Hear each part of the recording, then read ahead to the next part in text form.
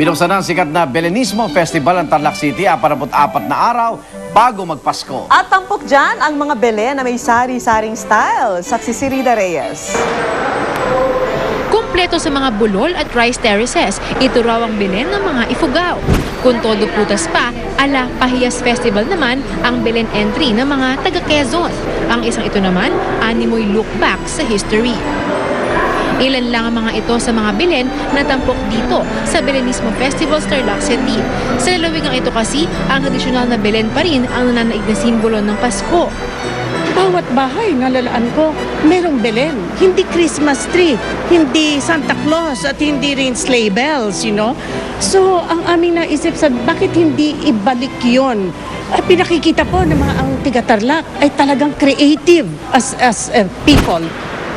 Bukod sa mga diorama, ay mayroon ding mga illustration at painting ng mga Belen. Ang mga ito'y obra naman ng mga estudyante.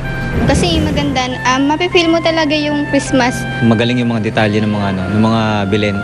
Tapos yung concepts nila napakagaling. Tsaka yung materials din na ginamit, lokal talaga dito sa Philippines. Nare-remind ka dun sa closeness ng family kasi pag nakakita ka ng Belen. So yung kapanganakan ni Christ, parang nagre-reflect dun sa pag nakakakita ka ng Holy Family. Bukas ang museo sa publiko hanggang Enero 6. Mula rito sa Tarlac City, ako si Rida Reyes, ang inyong saksi. Pineklarang national holiday ng Malacanang ang darating na Martes, November 16. Yan po ay para sa pagdiriwang ng Eid al-Adha o ang tinatawag na Feast of Sacrifice ng mga Muslim. Inuulit namin mga kapuso, walang pasok sa opisina at eskwelahan, November 16.